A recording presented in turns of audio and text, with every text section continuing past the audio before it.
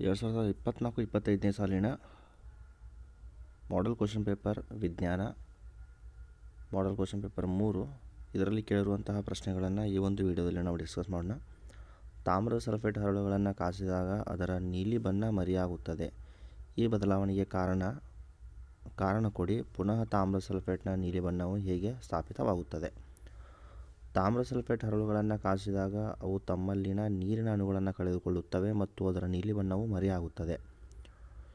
ಈ ಹರಳುಗಳನ್ನು ತಂಪುಗೊಳಿಸಿದಾಗ ಪುನಃ ವಾತಾವರಣದ ತೇವಾಂಶವನ್ನು ಹೀರಿಕೊಂಡು ಮರಳಿ ನೀಲಿ ಬಣ್ಣವನ್ನು ಪಡೆಯುತ್ತವೆ. ಕೆಳಗಿನ ರಾಸಾಯನಿಕ ಕ್ರಿಯೆಗಳಿಗೆ ಸರಿದೂಗಿದ ರಾಸಾಯನಿಕ ಸಮೀಕರಣವನ್ನು ಬರೆಯಿರಿ. ರಾಸಾಯನಿಕ ಸಮೀಕರಣ ವೆರಿ ಇಂಪಾರ್ಟೆಂಟ್ ಕ್ವಶನ್. ಇದು 2 ಅಂಕಗಳಿಗೆ ಫಿಕ್ಸ್ ಕ್ವಶನ್ ಕೇಳುತ್ತಾ ಇರುತ್ತೆ. ಎ ಪ್ರಶ್ನೆ. ಅದರಲ್ಲಿ ಬಿ ಪ್ರಶ್ನೆಯನ್ನು ಕೊಟ್ಟಿದ್ದಾರೆ. ಜಿಂಕ್ ಆಕ್ಸೈಡ್ ಮತ್ತು ಕಾರ್ಬನ್, ಜಿಂಕ್ ಪ್ಲಸ್ ಕಾರ್ಬನ್ ಉತ್ಕರ್ಷಿಸಲ್ಪಟ್ಟ ಮತ್ತು ಅಪಕರ್ಷಿಸಲ್ಪಟ್ಟ ಪ್ರತಿವರ್ತಕಗಳನ್ನು ಹೆಸರಿಸಿ ಅಂತ ಕೊಟ್ಟಿದ್ದಾರೆ. ಇಲ್ಲಿ ಉತ್ಕರ್ಷಿಸಲ್ಪಟ್ಟದ್ದು ಕಾರ್ಬನ್ ಉತ್ಕರ್ಷಣಗೊಂಡಿದೆ, ಅಪಕರ್ಷಣಗೊಂಡಿದ್ದು ಜಿಂಕ್ ಆಕ್ಸೈಡ್ ಅಪಕರ್ಷಣಗೊಂಡಿದೆ. ಮುಂದಿನ ಪ್ರಶ್ನೆ. ಈ ಕೆಳಗಿನ ರಾಸಾಯನಿಕ ಕ್ರಿಯೆಗಳ ಅರ್ಥವನ್ನು ತಿಳಿಸಿರಿ. ಉಷ್ಣ ವಿಭಜನೆ ಕ್ರಿಯೆಯನ್ನು ಕಾಸುವ ಮೂಲಕ ನಡೆದರೆ ಅದನ್ನು ಉಷ್ಣ ವಿಭಜನೆ ಅಂತ ಕರಿತೀವಿ. ಸ್ಥಾನಪಲ್ಲಟ ಕ್ರಿಯೆ. ರಾಸಾಯನಿಕ ಕ್ರಿಯೆಯಲ್ಲಿ ಒಂದು ಧಾತು ಸಂಯುಕ್ತದಲ್ಲಿನ ಇನ್ನೊಂದು ಧಾತುವನ್ನು ಸ್ಥಾನಪಲ್ಲಟಗೊಳಿಸಿದರೆ ಅದನ್ನು ಸ್ಥಾನಪಲ್ಲಟ ಕ್ರಿಯೆ ಅಂತ ಕರಿತೀವಿ. ಕಮಟುವಿಕೆ. ಕೊಬ್ಬು ಮತ್ತು ಎಣ್ಣೆ ಪದಾರ್ಥಗಳನ್ನು ಉತ್ಕರ್ಷಣಗೊಂಡು ಅವುಗಳ ವಾಸನೆ ಮತ್ತು ರುಚಿ ಬದಲಾಗುವುದನ್ನು ಕಮಟುವಿಕೆ ಅಂತ ಕರಿತೀವಿ. ಇದು ಮಾಡೆಲ್ ಕ್ವಶನ್ ಪೇಪರ್ 3ರಲ್ಲಿ ಕೇಳಿರುವಂತಹ ಮೊದಲನೇ ಪಾಠ, ರಾಸಾಯನಿಕ ಕ್ರಿಯೆಗಳು ಮತ್ತು ಸಮೀಕರಣದಲ್ಲಿರುವಂತಹ ಪ್ರಶ್ನೆಗಳು. ಇನ್ನು ಆಮ್ಲ ಮತ್ತು ಪ್ರತ್ಯಾಮ್ಲದಲ್ಲಿ ಮಾಡೆಲ್ ಕ್ವಶನ್ ಪೇಪರ್ 3ರಲ್ಲಿ ಕೇಳಿರುವಂಥ ಪ್ರಶ್ನೆಗಳು. ನೀರಿನ ಶಾಶ್ವತ ಗಡಸುತನವನ್ನು ನಿವಾರಿಸಲು ಉಪಯೋಗಿಸುವ ಲವಣ ಸೋಡಿಯಂ ಕಾರ್ಬೋನೇಟ್. ತಟಸ್ಥ ದ್ರಾವಣದ pH ಮೌಲ್ಯವು ಕಡಿಮೆಯಾದಾಗ H+ ಅಯಾನುಗಳ ಸಾರತೆ ಹೆಚ್ಚಾಗುತ್ತದೆ. ಹಲ್ಲಿನ ಸವೆತಕ್ಕೆ ಕಾರಣವೇನು ವಿವರಿಸಿ. ಇದನ್ನು ಹೇಗೆ ನಿಯಂತ್ರಿಸಬಹುದು? ಆಹಾರ ಸೇವನೆಯ ನಂತರ ಬಾಯಿಯಲ್ಲಿ ಉಳಿದ ಸಕ್ಕರೆ ಮತ್ತು ಆಹಾರದ ಕಣಗಳ ವಿಘಟನೆಯಿಂದ ಬಾಯಿಯಲ್ಲಿರುವ ಬ್ಯಾಕ್ಟೀರಿಯಾಗಳು ಆಮ್ಲಗಳನ್ನು ಉತ್ಪತ್ತಿ ಮಾಡುತ್ತವೆ. ಇದರಿಂದ ಬಾಯಿಯಲ್ಲಿ pH ಕಡಿಮೆಯಾಗುತ್ತದೆ ಮತ್ತು ಹಲ್ಲಿನ ಎನಾಮೆಲ್ ಸವೆತ ಒಳಗಾಗುತ್ತದೆ. ನಿಯಂತ್ರಣ. ಹಲ್ಲುಗಳನ್ನು ಸ್ವಚ್ಛಗೊಳಿಸಲು ಸಾಮಾನ್ಯವಾಗಿ ಪ್ರತ್ಯಾಮ್ಲೀಯವಾಗಿರುವ ಟೂತ್ಪೇಸ್ಟ್ಗಳನ್ನು ಬಳಸುವುದರಿಂದ ಹಲ್ಲಿನ ಸವೆತವನ್ನು ತಡೆಗಟ್ಟಬಹುದು. Next question. ತಟಸ್ಥೀಕರಣ ಕ್ರಿಯೆ ಎಂದರೇನು? ತಟಸ್ಥೀಕರಣ ವಿಧಾನ. ಸೋಡಿಯಂ ಕ್ಲೋರೈಡನ್ನು ಹೇಗೆ ಪಡೆಯಬಹುದು? ಈ ಕ್ರಿಯೆಯ ಸರಿದೂಗಿದ ರಾಸಾಯನಿಕ ಸಮೀಕರಣ ಬರೆಯಿರಿ. ಆಮ್ಲ ಮತ್ತು ಪ್ರತ್ಯಾಮ್ಲ ಎರಡೂ ಪರಸ್ಪರ ವರ್ತಿಸಿ ಲವಣ ಮತ್ತು ನೀರನ್ನು ಉಂಟುಮಾಡುವ ಕ್ರಿಯೆಯನ್ನು ತಟಸ್ಥೀಕರಣ ಅಂತ ಕರಿತೀವಿ. ವಿಧಾನ. ಒಂದು ಪ್ರಮಾಣದಲ್ಲಿ 2 ml ಸೋಡಿಯಂ ಹೈಡ್ರಾಕ್ಸೈಡನ್ನು ತೆಗೆದುಕೊಂಡು ನಿಧಾನವಾಗಿ ಹೈಡ್ರೋಕ್ಲೋರಿಕ್ ಆಮ್ಲವನ್ನು ಹನಿಯಾಗಿ ಸೇರಿಸುತ್ತಾ ಹೋದಂತೆ ಪ್ರತ್ಯಾಮ್ಲೀಯ ಪ್ರಮಾಣ ಕಡಿಮೆಯಾಗುತ್ತಾ ಹೋಗಿ ಶೂನ್ಯವಾಗುತ್ತದೆ. ಆಗ ನಮಗೆ ಸೋಡಿಯಂ ಕ್ಲೋರೈಡ್ ಉಂಟಾಗುತ್ತದೆ. NaOH + HCl, NaCl + H2O. ಇನ್ನು ಲೋಹ ಮತ್ತು ಅಲೋಹಗಳಲ್ಲಿ ಈ ಒಂದು ಪಾಠದಲ್ಲಿ ಮಾಡೆಲ್ ಕ್ವಶನ್ ಪೇಪರ್ 3ರಲ್ಲಿ ಕೇಳಿರುವಂಥ ಪ್ರಶ್ನೆಗಳು. ABC ಧಾತುಗಳ ಎಲೆಕ್ಟ್ರಾನ್ ವಿನ್ಯಾಸ ಕ್ರಮವಾಗಿ 282, 28 ಮತ್ತು 287 ಆಗಿದೆ. ಇವುಗಳಲ್ಲಿ ಪರಸ್ಪರ ವರ್ತಿಸಿ ಒಂದು ಅಯಾನಿಕ್ ಸಂಯುಕ್ತವನ್ನು ಉಂಟುಮಾಡುವ ಧಾತುಗಳೆಂದರೆ A ಮತ್ತು C ಧಾತುಗಳು. ನೆಕ್ಸ್ಟ್. ಗೆಲವಣೀಕರಣ ಎಂದರೇನು? ಉಕ್ಕು ಮತ್ತು ಕಬ್ಬಿಣವನ್ನು ತುಕ್ಕಿನಿಂದ ಸಂರಕ್ಷಿಸಲು ಸತುವಿನ ತೆಳುವಾದ ಲೇಪನ ಮಾಡುವ ವಿಧಾನ. ಸತುವಿನಂತಹ ಲೋಹವು ನೈಟ್ರಿಕ್ ಆಮ್ಲದೊಂದಿಗೆ ವರ್ತಿಸಿದಾಗ ಹೈಡ್ರೋಜನ್ ಅನಿಲ ಬಿಡುಗಡೆ ಆಗುವುದಿಲ್ಲ. ಏಕೆ? ನೈಟ್ರಿಕ್ ಆಮ್ಲವು ಒಂದು ಪ್ರಬಲ ಉತ್ಕರ್ಷಣವಾಗಿದ್ದು ಇದು ಉತ್ಪತ್ತಿಯಾದ ಹೈಡ್ರೋಜನನ್ನು ಉತ್ಕರ್ಷಿಸಿ ನೀರನ್ನು ಉತ್ಪತ್ತಿ ಮಾಡುತ್ತದೆ ಮತ್ತು ಸ್ವತಃ ಯಾವುದಾದರೊಂದು ನೈಟ್ರೋಜನ್ ಆಕ್ಸೈಡ್ ಆಗಿ ಅಪಕರ್ಷಣ ಹೊಂದುತ್ತದೆ. ನೆಕ್ಸ್ಟ್. ಲೋಹದ ಮೇಲೆ ಹಬೆಯ ವರ್ತನೆ ಉಪಯೋಗಿಸುವ ಉಪಕರಣದ ಜೋಡಣೆಯ ಚಿತ್ರವನ್ನು ಬರೆಯಿರಿ. ಕೆಳಗಿನ ಭಾಗಗಳನ್ನು ಗುರುತಿಸಿ. ಅಂದರೆ ನಿರ್ಗಮನಾಳ ಮತ್ತು ಹೈಡ್ರೋಜನ್ ಅನಿಲವನ್ನು ಗುರುತಿಸಿ. ಇನ್ನು ಕಾರ್ಬನ್ ಮತ್ತು ಅದರ ಸಂಯುಕ್ತದಲ್ಲಿರುವಂತಹ ಮಾಡೆಲ್ ಕ್ವಶನ್ ಪೇಪರ್ 3ರಲ್ಲಿರುವಂತಹ ಕ್ವಶನ್ಗಳು. ಈ ಕೆಳಗೆ ಕೊಟ್ಟಿರುವ ರಚನಾ ಸೂತ್ರವನ್ನು ಹೊಂದಿರುವ ಸಾವಯವ ಸಂಯುಕ್ತಗಳನ್ನು ಹೆಸರಿಸಿ. Methanol, ethanol, bromide.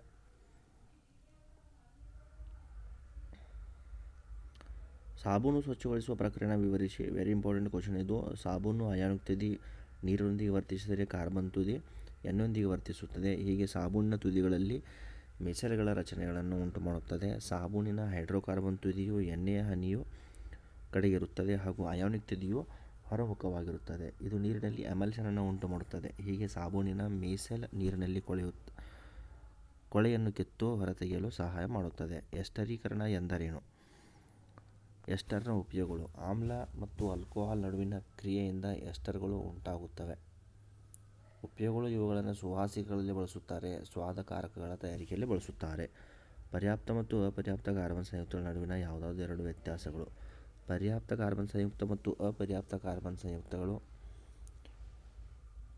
ಎರಡು ಕಾರ್ಬನ್ ಪರಮಾಣುಗಳನ್ನು ಹೊಂದಿರುತ್ತವೆ, ಕಡಿಮೆ ಕ್ರಿಯಾಶೀಲವಾಗಿರುತ್ತವೆ, ದಹಿಸಿದಾಗ ಸ್ವಚ್ಛ ಜ್ವಾಲೆಯನ್ನು ಕೊಡುತ್ತವೆ, ಆದೇಶನ ಕ್ರಿಯೆಗೆ ಒಳಪಡುತ್ತವೆ. ಆಲ್ಕೈನ್ ಮತ್ತು ಸೈಕ್ಲೋ ಆಲ್ಕೇನ್ಗಳು. ಇನ್ನು ಅಪರ್ಯಾಪ್ತ ಹೈಡ್ರೋಕಾರ್ಬನ್ಗಳು ಎರಡು ಅನುಕ್ರಮ ಕಾರ್ಬನ್ ಪರಮಾಣುಗಳ ನಡುವೆ ದ್ವಿಬಂಧ ಅಥವಾ ತ್ರಿಬಂಧವನ್ನು ಏರ್ಪಟ್ಟಿರುತ್ತವೆ.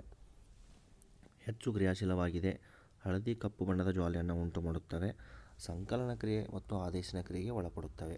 ಅಲ್ಕೀನ್, ಆಲ್ಕೈನ್, ಬೆಂಜೀನ್ ಇತ್ಯಾದಿ. ರಚನಾ ಸಮಾಂಗಿಗಳು ಎಂದರೇನು? ಬ್ಯೂಟೇನ್ ರಚನಾ ಸಮಾಂಗಿಯನ್ನು ಬರೆಯಿರಿ. ರಚನಾ ಸಮಾಂಗಿ ಅಂದರೆ ಅಣುಸೂತ್ರ ಒಂದೇ ಆಗಿದ್ದು ರಚನಾ ಸೂತ್ರ ಬೇರೆ ಬೇರೆ ಆಗಿರುವುದನ್ನು ರಚನಾ ಸಮಾಂಗಿ ಅಂತ ಕರಿತೀವಿ. ಇದು ಬ್ಯೂಟೇನ್ ನೋಡ್ರಿ, C4H10.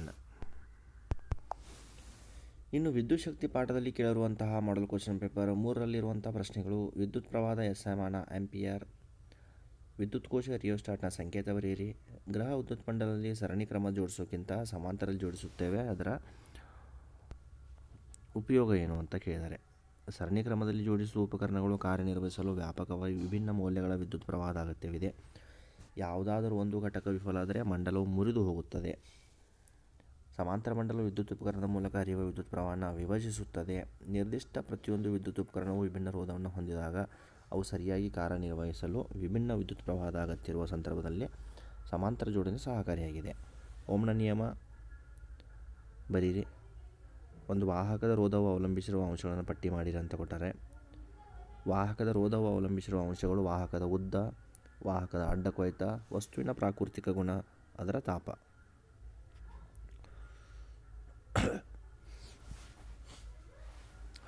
ಎ ವಸ್ತುವಿನ ರೋಧಶೀಲತೆ 10⁻12 ಓಮ್.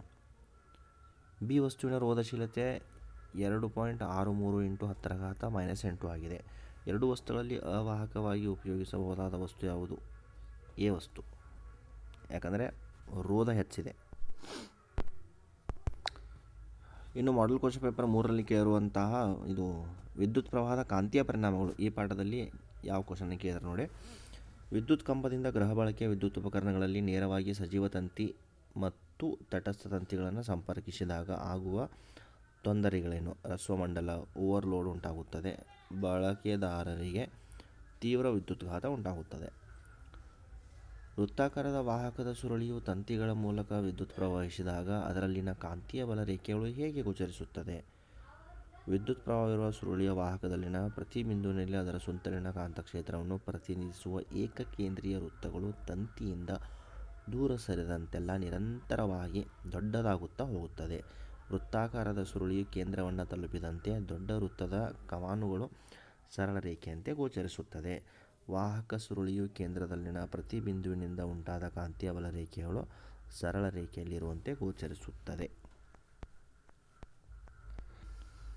ಗೃಹ ಮಂಡಲದಲ್ಲಿ ಭೂಸಂಪರ್ಕ ತಂತಿಯ ಕಾರ್ಯ. ಗೃಹ ಬಳಕೆಯ ವಿದ್ಯುತ್ ಮಂಡಲದಲ್ಲಿ ಲೋಹದ ಮೇಲ್ಮೈ ಹೊಂದಿರುವ ವಿದ್ಯುತ್ ಉಪಕರಣ ಸುರಕ್ಷಿತವಾಗಿ ಬಳಸಲಾಗುತ್ತದೆ. ಇದು ಕಡಿಮೆ ರೋಧವನ್ನು ಹೊಂದಿರುವ ವಿದ್ಯುತ್ ಪ್ರವಾಹದ ಪಥವನ್ನು ಉಂಟುಮಾಡುತ್ತದೆ. ಉಪಕರಣದಲ್ಲಿ ಯಾವುದೇ ರೀತಿಯ ವಿದ್ಯುತ್ ಸೋರಿಕೆ ಉಂಟಾದಲ್ಲಿ ಅದರ ವಿಭವಾಂತರವನ್ನು ಭೂಮಿಯ ವಿಭವಾಂತರಕ್ಕೆ ಸಮವಾಗಿಸುತ್ತದೆ. ಫ್ಲೆಮಿಂಗ್ನ ಎಡಗೈ ನಿಯಮ ಪರೀಕ್ಷಿಸುವ ಚಟುವಟಿಕೆಯನ್ನು ವಿವರಿಸಿ. ಒಂದು ಶಕ್ತಿಯುತ ಕುದುರೆಲಾಳಾಕಾರದ ಕಾಂತವನ್ನು ತೆಗೆದುಕೊಂಡು ಅದರ ಕಾಂತಕ್ಷೇತ್ರವು ಮೇಲ್ಮುಖವಾಗುವಂತೆ ಆ ಎರಡೂ ಧ್ರುವಗಳ ನಡುವೆ ಚಿಕ್ಕ ಸಲಾಕೆ ಇರುವಂತೆ ಇರಿಸಬೇಕು. ಅಲ್ಯೂಮಿನಿಯಂ ಸಲಾಕೆಯನ್ನು ಬ್ಯಾಟರಿ, ಸ್ವಿಚ್ ಮತ್ತು ರಿಯೋಸ್ಟಾಟ್ಗಳಿಗೆ ಸರಣಿಯಲ್ಲಿ ಜೋಡಿಸಿ ಸಂಪರ್ಕಿಸಬೇಕು. ಈಗ ಒಂದು ನಿರ್ದಿಷ್ಟ ದಿಕ್ಕಿನಲ್ಲಿ ಅಲ್ಯೂಮಿನಿಯಂ ಸಲಾಕೆಯ ಮೂಲಕ ವಿದ್ಯುತ್ ಹರಿಸಬೇಕು. ಸಲಾಕೆಯು ಒಂದು ದಿಕ್ಕಿನಲ್ಲಿ ಸ್ಥಾನಪಲ್ಲಟಗೊಳ್ಳುತ್ತದೆ. ಸಲಾಕೆಯಲ್ಲಿನ ವಿದ್ಯುತ್ ಪ್ರವಾಹದ ದಿಕ್ಕನ್ನು ಬದಲಾಯಿಸಿದಾಗ ಅದು ವಿರುದ್ಧ ದಿಕ್ಕಿನಲ್ಲಿ ಸ್ಥಾನಪಲ್ಲಟಗೊಳ್ಳುತ್ತದೆ. ಆದ್ದರಿಂದ ವಿದ್ಯುತ್ ಪ್ರವಾಹವಿರುವ ಸಲಾಕೆಯು ಕಾಂತಕ್ಷೇತ್ರದಲ್ಲಿ ಅದರ ಉದ್ದ ಲಂಬಕ್ಕೆ ಒಂದು ಬಲವನ್ನು ಅನುಭವಿಸಬೇಕಾಗುತ್ತದೆ. ಇನ್ನು ಬೆಳಕು ಪಾಠದಲ್ಲಿ ಕೇಳಿರುವಂತಹ ಮಾಡೆಲ್ ಕ್ವಶನ್ ಪೇಪರ್ 3ರಲ್ಲಿರುವಂಥ ಪ್ರಶ್ನೆಗಳು: ಕಣ್ಣಿನ ಮಸೂರದ ಸಂಗಮ ದೂರ ಬದಲಾವಣೆಯನ್ನು ನಿಯಂತ್ರಿಸುವುದು ಸಿಲಿಯರಿ ಸ್ನಾಯುಗಳು. ಒಂದು ವಸ್ತುವನ್ನು O ಮತ್ತು F1 ನಡುವೆ ಇಟ್ಟಾಗ ಪ್ರತಿಬಿಂಬದ ಸ್ವಭಾವ, ಗಾತ್ರ ಮತ್ತು ಸ್ಥಾನವನ್ನು ಬರೆಯಿರಿ. ಈ ಚಿತ್ರ ತೆಗಿಬೇಕು ನೋಡ್ರಿ. ಒಂದು ಬಸ್ಸಿನಲ್ಲಿ 4 ಮೀಟರ್ ವಕ್ರತಾ ತ್ರಿಜ್ಯವಿರುವ ಪೀನ ದರ್ಪಣ ಉಪಯೋಗಿಸಿದರೆ ಆ ದರ್ಪಣದಿಂದ ಕಾರೊಂದು 10 ಮೀಟರ್ ದೂರದಲ್ಲಿದೆ. ಆಗ ಉಂಟಾಗ ಪ್ರತಿಬಿಂಬದ ದೂರವನ್ನು ಕಂಡುಹಿಡಿಯಿರಿ. ಪ್ರತಿಬಿಂಬದ ಸ್ವಭಾವ ಮತ್ತು ಗಾತ್ರವನ್ನು ತಿಳಿಸಿ. R = 2F, F = 2 metre, U = 10 metre. V ಅನ್ನು ಕಂಡುಹಿಡಿಯಬೇಕು. V = 2.5 centimetre. ಮಾನವನ ಕಣ್ಣು ಪಾಠದಲ್ಲಿ ಮಾಡೆಲ್ ಕ್ವಶನ್ ಪೇಪರ್ 3ರಲ್ಲಿ ಕೇಳಿರುವಂಥ ಪ್ರಶ್ನೆಗಳು: ಕೆಳಗಿನ ಚಿತ್ರವನ್ನು ಗಮನಿಸಿ ಕೊಟ್ಟಿರುವ ಪ್ರಶ್ನೆಗಳಿಗೆ ಉತ್ತರಿಸಿ. ಚಂದ್ರನ ಮೇಲ್ಮೈಯಲ್ಲಿ ಈ ವಿದ್ಯಮಾನ ಗಮನಿಸಬಹುದೇ? ಇಲ್ಲ, ಏಕೆಂದರೆ ಅಲ್ಲಿ ಚಂದ್ರನ ಮೇಲ್ಮೈ ಮೇಲೆ ವಾತಾವರಣ ಇರುವುದಿಲ್ಲ. ಇದು ದೂರದೃಷ್ಟಿ. ಕಾರಣ: ಕಣ್ಣಿನ ಮಸೂರದ ಸಂಗಮ ದೂರ ಉದ್ದವಾಗಿರುವುದು ಅಥವಾ ಕಣ್ಣುಗುಡ್ಡೆಯು ಅತಿ ಚಿಕ್ಕದಾಗಿರುವುದು. ಪರಿಹಾರ: ಸೂಕ್ತ ಸಾಮರ್ಥ್ಯವುಳ್ಳ ಪೀನ ಮಸೂರನ್ನು ಬಳಸುವುದು.